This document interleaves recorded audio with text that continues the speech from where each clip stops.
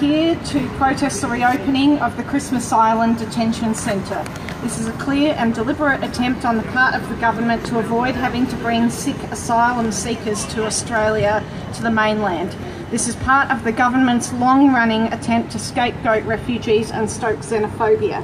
The reopening of the Christmas Island detention centre is also a distraction from a lot of the real failures of this government. The cost of living is rising and Australian families are increasingly feeling the pinch, and yet the government has chosen to demonise sick asylum seekers rather than address this issue. The Medevac bill was recently passed in Parliament to the humiliation of the coalition, but instead of bringing sick asylum seekers to the mainland, the government has chosen to bring them to a place which has totally inadequate medical facilities. And it isn't just the Liberal Party who are culpable here. Bill Shorten and the Labor Party have just as much to answer for. It was the Labor Party who added an amendment widening the discretion of the Home Affairs Minister to reject applications for medical transfers.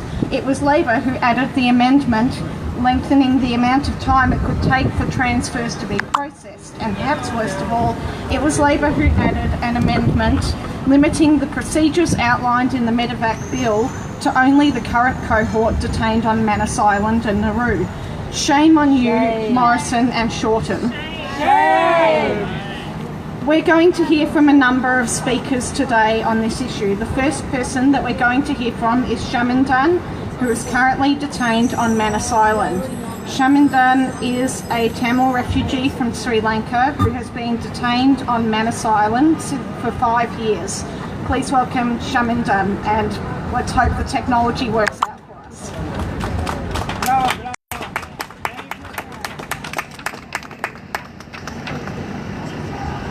Hello dear brothers, sisters and friends. Thank you so much for giving me this wonderful opportunity to talk to you. I'm Shaminda Kanabati and I have been detained on Manus Island for the almost past 6 years. For the past five and a half years, we have been going through inhuman treatment, insufficient medical care, and systematic torture. Though still we are survived here while 7 of our beloved brothers passed away. I would like to thank you all for supporting us and keep showing your solidarity. Your support always uplift our morale and strengthen us always.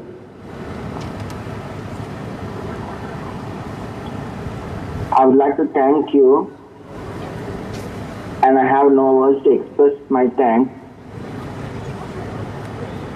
and I do not have anything other than my warm tears to express my thanks. Most of the men on Manus Island are physically severely sick. All of us on Manus Island are mentally sick. And our situation is getting worse and worse.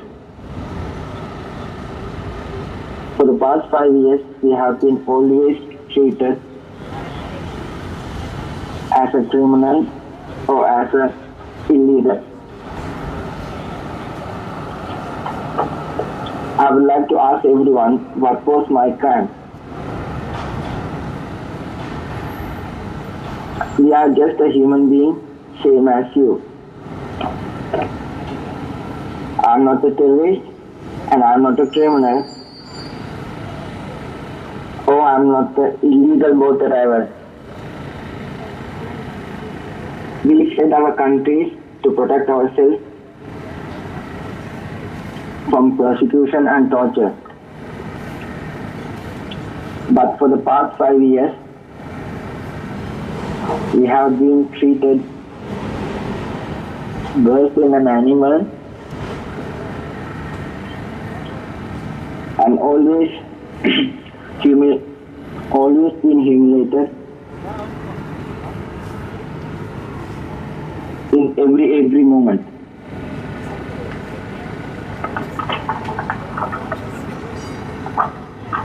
I still do not know what is our future, and desperately I am looking for when I am going to leave this camp.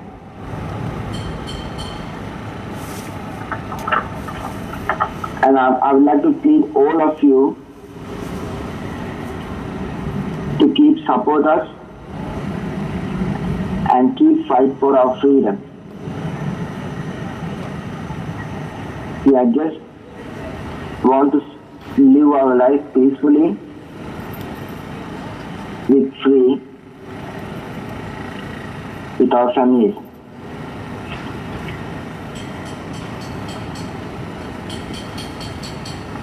I'm still thinking of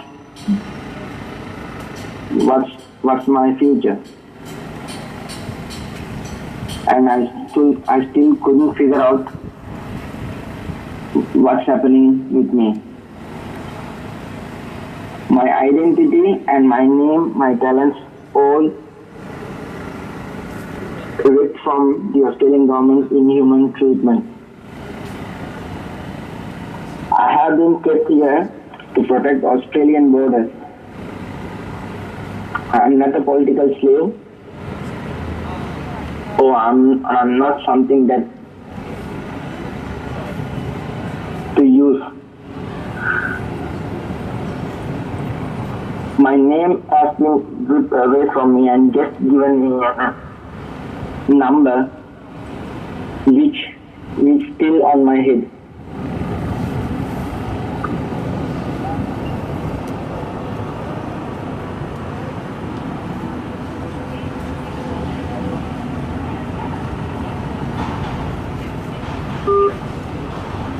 So thank you to Shamindan for being willing to talk to us about your experiences. It really takes a lot of strength. And also, before we continue, I'd like to add one speaker that we were supposed to have today, who unfortunately we couldn't have, is Abdul Aziz Mohammed, who is also detained currently on Manus Island. He's actually in Geneva at the moment. He recently accepted a prestigious award for his human rights advocacy, but the sad truth is that once his stay in Geneva has ended, he will be taken back to Manus Island, and we really wish that the Australian government would do the right thing and bring him here. So I'd like to introduce our next speaker and talk a bit about the healthcare situation on Christmas Island. As you may have heard, there are a multitude of potential problems with healthcare on Christmas Island. David Price, the CEO of the Shire of Christmas Island, has said that there are only 10 hospital beds on the island, that the island is ill-equipped to take the asylum seekers from Manus and Nauru. He has also said that there are no mental health workers or psychiatrists or physiologists on the island, which would pose great problems for anyone in need of pathology or mental health care. He has also said that women frequently have to leave the island to give birth, and it is a place that is wholly inadequate in terms of health care. It is not a suitable place to send sick and vulnerable asylum seekers. Our next speaker is Adam Bant. Adam, along with Rebecca Sharkey, Karen Phelps and Julia Banks, was one of the architects of the Medevac bill and has consistently opposed offshore detention and the reopening of Christmas Island. Thank you, Adam. Thank you, and I want to acknowledge the traditional owners, the Wurundjeri, and pay respects to elders past and present, and just say thank you for coming out on such a hot day, because it is so important that especially now we keep the pressure up. And if I can just pay a tribute, it's a shame that we didn't hear from Abdul Aziz as well, who, as I understand it, has fled Sudan. And anyone who knows anything about that part of the world will know that the leader of Sudan is wanted by the International Criminal Court for crimes, including crimes against humanity.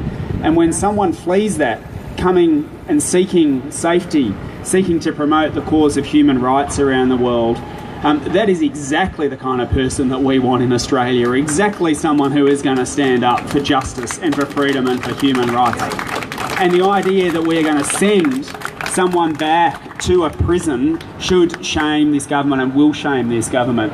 But on what I hope is a bit of good news, I just want to note that I don't know how many more rallies are planned before the federal election, but you'd have to think that this might be an historic occasion, because this might be the last Refugee Action Collective rally that we hold where Peter Dutton is the Home Affairs Minister. And here's someone who knows he's so on the ropes that he's talking about changing seats to get away from a campaign that is based in large part on better treatment of refugees. Here's someone who's now in so much trouble that he resorts to the bottom of the barrel to say, on the one hand, apparently we've got the best funded healthcare system in the world where the government's pouring in record funds, believe that if you will, but at the same time they say that 70 people who need help because we've made them sick are suddenly going to grind the whole thing to a halt. And it's a bit like that racist dog whistling that says that refugees are going to come here and stay on welfare all the time and at the same time steal our jobs. It is bottom of the barrel, racist fear-mongering from a Conservative government who knows it's on the way out and is trying to cling to power in the most mean and vile way possible. And we should call Peter Dutton out for that racist dog whistling that it is, and to say, you know, don't let the door hit you on the way out, Peter. There will be many people right around this country who believe in decency, who will be so glad that you no longer have your hands on the reins of power. But what is just disturbing is that not that long after we have a significant victory in Parliament, where for the first time we start to see potentially some cracks opening up in this bipartisan policy of cruelty, and I'll talk a bit more about that in a moment, but we start to see some cracks opening up. No sooner does that happen than Peter Dutton, who, remember this, Peter Dutton said that he's always found Parliament, sittings of Parliament, a bit inconvenient for governments. Like, well, sorry, Peter, maybe we should do away with parliaments altogether. They've got a word for people who believe in governments without parliaments. But no sooner has Parliament said, we want to at least wind back this cruel process just a little bit, then he says, well, I'll tell you what, we're going to come up with a new policy and we're going to send everyone to Christmas Island. And as you've heard, Christmas Island Detention Centre is no place for anyone, and Christmas Island Detention Centre and the island itself is no place for someone who is severely sick. And we know how sick and desperate people are when you put people who have committed no crime into prison indefinitely. It breaks them. It breaks them. And I think you could hear that in the speech that was coming through before. His response to say that somehow we believe that they can get the treatment that they need on Christmas Island just beggars belief. And you've heard that this is not a place where we can provide any decent level of medical treatment, where even, one of the most common procedures of someone giving birth, you have to be taken off the island if you're not doing it at home, and you have to end up in a hospital. And so to think that there are people who are going to be suffering some of the most complex forms of mental illness, who will have other, we've had children who have been suffering. The psychologists have had to invent a new term called resignation syndrome, where young children just start shutting down and no longer want to live because what we have done to them. To think that in a 10-bed or 6-bed hospital they're going to be able to get the treatment that they need is something that the Australian people have seen through. It's something that the Australian people have seen through. And in Parliament, we are demanding that everyone be brought to the mainland, not to Christmas Island, not some kind of pea and thimble trick, but bring them here. Bring them here. And it breaks my heart that no sooner than we've seen a little bit of bravery shown within the Parliament and people standing up, no sooner does that happen than Labor's immigration spokesperson takes to Twitter to say you must watch this segment on ABC because it proves there's no difference between us and the coalition on immigration policy, right? And so concerned are they about this small moment of compassion that they've shown that they want to shut it down as quickly as possible. Well, we've got to keep the pressure up and say, no, look, actually, what happens between now and the election matters because it could literally be a matter of life and death for the people who are on Manus and Nauru at the moment. They are that close. And if they need medical help, we have to stand up to the government, and we need Labor's help on this. Everyone has to stand up to the government and say, give them the help that they need. And once we've brought them here and they get that help, people start to ask the question, well, why are we keeping them in this expensive, cruel offshore detention system in the first place? Now, the Medivac bill doesn't shut down offshore detention. I wish it did, but it doesn't, right? But it doesn't. But that's got to be our job for the next election, is to say Medivac first, to bring them here to give them the help that they need, but then we need to change the law more fully. We need to dismantle this system of cruelty, because it is cruelty and it is torture to keep people imprisoned who have done nothing more than come here seeking our help.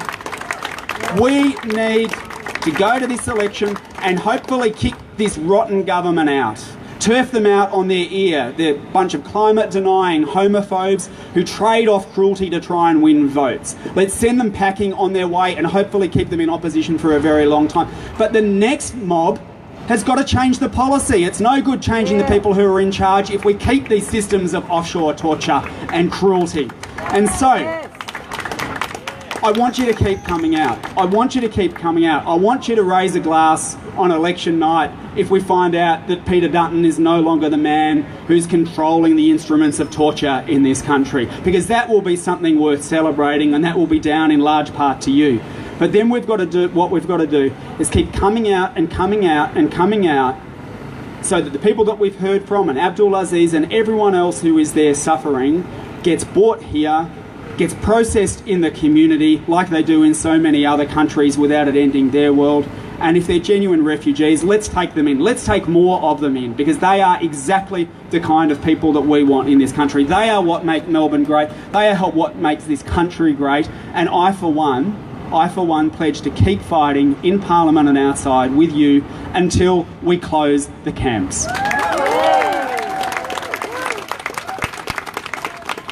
Thanks so much, Adam. Our next speaker is Lisa Fitzpatrick from the ANMF.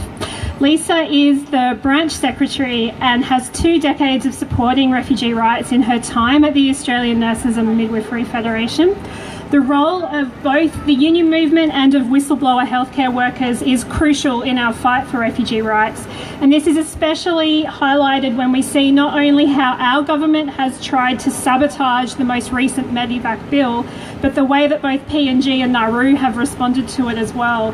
So since the Medivac bill was announced, even though it was watered down substantially from its original measures, for example, the Nauruan government has said that all transfers from Nauru must go through its own overseeing medical committee, that Nauru-based healthcare providers will get the final say in whether or not they will allow them to leave, and also, crucially, that referrals for medivacing will be blocked if they are via telehealth. And now, how do you think Australian doctors get to make referrals to people on Nauru? It's via telehealth. Australia pays a visa fee of $2,000 a month to Nauru for each refugee and $1,000 a month for each person seeking asylum, and Nauru doesn't want to lose this. This is why we need to keep fighting. For PNG, the Pacific International Hospital on Port Moresby has a contract of over $21 million to provide health services for those in PNG for less than a year. Since the Medivac bill, there have been reports of sick refugees and asylum seekers being dragged from their hospital beds by PNG security and immigration guards in an attempt to stop them from leaving for medical treatment. At least 1 person was removed and placed in a hotel, and 6 others threatened. We're talking about long-term, seriously ill people who've been hospitalised with drips in their arms for months. It's absolutely appalling. And just while we're talking about healthcare, Not to mention the government's most recent disgusting law saying that asylum seekers and refugees will take the place of Australians in our hospital systems. Absolute appalling baseless lies, and we should say shame to that. Shame! It's a blatant lie, and hospitals and healthcare workers have come out across the country to roundly condemn Dutton's comments. So I'm very pleased to welcome Lisa, who will be joined at the mic by Pip Carew, who is the Assistant Branch Secretary of the ANMF as well. Thanks, Lisa. Thank you very much. I think you stole some of my thunder there. Can I just say on this very hot afternoon, thank you very much for once again coming out to demonstrate and show your support for the refugees, and for those of us as well who it's important that we keep coming out, even though the numbers might be small or large, because this is only part of the action that we need to be doing. The pressure coming into the federal election, the conversations with our family, with the taxi drivers that just drop you off and have those conversations, they are all part of putting pressure and getting people informed about what needs to happen here in Australia. And I think back in February we did feel a small sense, a slither of pride with the federal government passing the Medevac bill.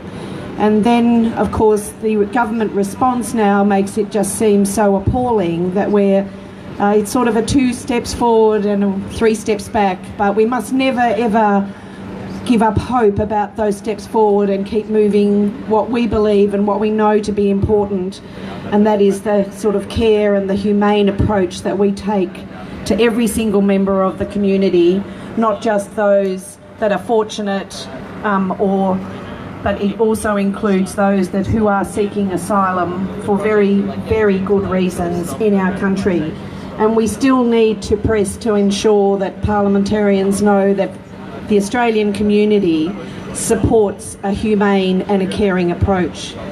And I think coming here as the Nurses Union, and nurses are known, thank goodness, for being caring people, but we also understand that we don't own care, and that there are so many other people in the country who share our view around how we should be treating refugees in this country.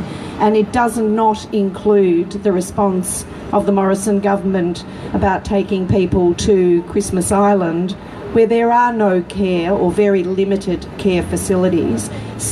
Opening up 6 beds doesn't cut the mustard. People need to come to Australia for expert care, and that can only be found in Australia. It won't be found in Christmas Island. And so we have to stop moving refugees around like pawns on a chessboard and actually start wanting the government to think about them as humans and deliver and be caring towards them as well. And we will celebrate, because Peter Dutton will go down in the federal election.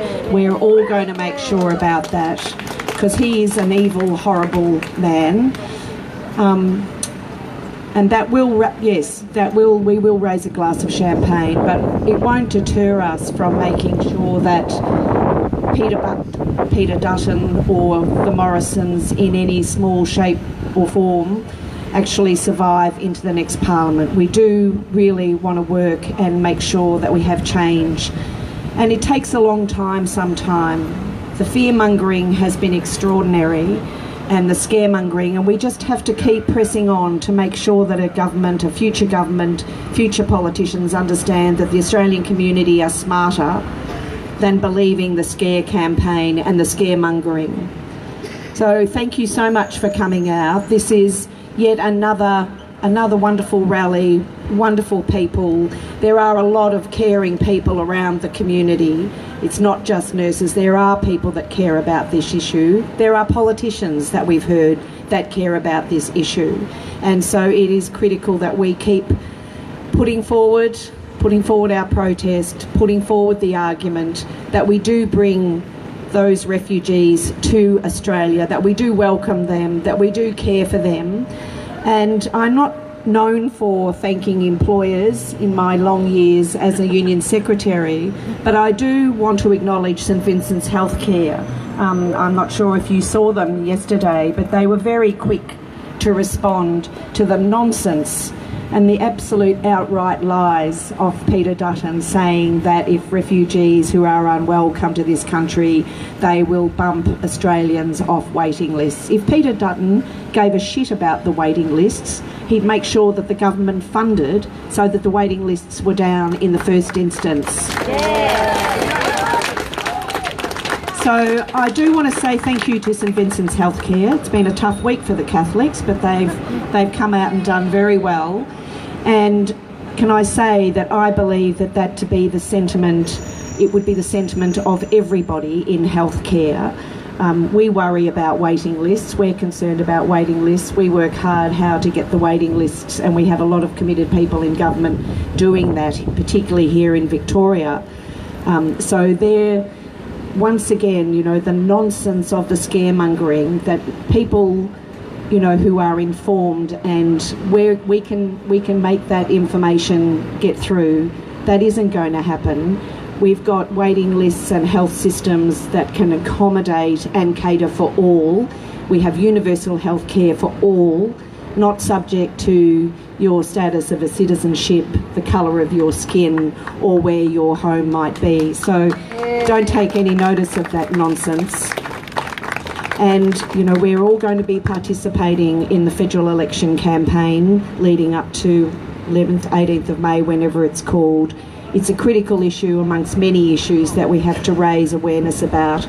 But keep striving, there'll be more rallies, there'll be more opportunities to get our voices heard and our message across. And thanks very much for coming. Thank you so much, Lisa. Our next speaker is Lavanya Thavaraja, a Tamil woman who is both a union and migrant women's rights activist. Lavanya will speak about her work in these areas as well as why people are forced to flee. So please make Lavanya welcome.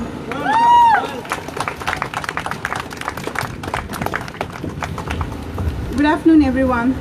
I'd like to start by acknowledging the traditional owners of this land. I pay my respect to their elders, past, present, and emerging.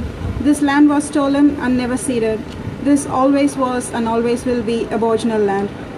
Our Prime Minister says he's standing between people smugglers and bringing a boat to Australia. Our Prime Minister says people risk their lives and flee their country because they've been deceived by people smugglers.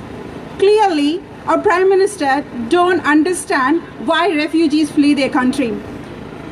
What does he want when refugees feel unsafe in our country? What does he want refugees to do when their own government is killing them and in the name of race, religion, language, and our political views? Does he expect us to go to the same government who is bombing us to get the documents to flee the situation that is caused by them? When refugees come to this country, they don't expect to be faced with conservative politicians like Scott Morrison, who support the genocide they fled from, be friends with the war criminals, and invite them to Australia. Refugees don't expect to lose their lives in the hands of criminal politicians who have gone to the extent to torture and kill refugees, or create a situation where refugees choose to go back to the hell they came from. Thousands of Tamils came to this country as refugees after Sri Lankan government murdered over 100,000 Tamils in 2009. Tamils couldn't even go to UN because UN was chased out by the government. It's been 10 years now and the persecution continues. Tamil Eelam is under military occupation. For every 5 Tamils, there is an army member present. It's been 10 years and Tamil political prisoners are still held without charge. In Kepapulavu, a village in the north, Tamil women have been protesting for over 700 days against land grabbing. Sri Lanka is still dangerous for Tamils. Tamils continue to disappear. New report from Freedom from Torture revealed last week that the current government is torturing Tamils. As Immigration Minister, Morrison supported the Rajapaksa regime and now he is happy to deport Tamil refugees. For the last 365 days, Priya, Nadesh and their 2 Australian-born kids have been locked up because Morrison wants to appease the Sri Lankan government. It is heartbreaking to be told again and again that these refugees are illegal. What is illegal? Our Prime Minister and his ancestor stealing this land from the traditional owners is illegal. We have come to this country only to seek asylum. It is also illegal to support war criminals who have murdered thousands of people. It is also illegal to torture children to discourage refugees from fleeing their countries. Our politicians should know how hard it is for us to leave the country, the old family we loved, and friends we loved, and the land we loved to a strange country without any assurance of meeting them again. I know what it is to be like a refugee caught up in a transit country. I was born in a refugee camp in Tamil Nadu and spent 22 years in the camp. I witnessed sexual harassment of women, forced disappearance of men, and children losing out on future. Any future leaders of this country must extend their solidarity with such people. We must become a voice for the refugees in the transit countries like Indonesia and Malaysia. Successive Australian government's refugee policy has destroyed so many lives. We must use the people power to close all the detention centers permanently and now.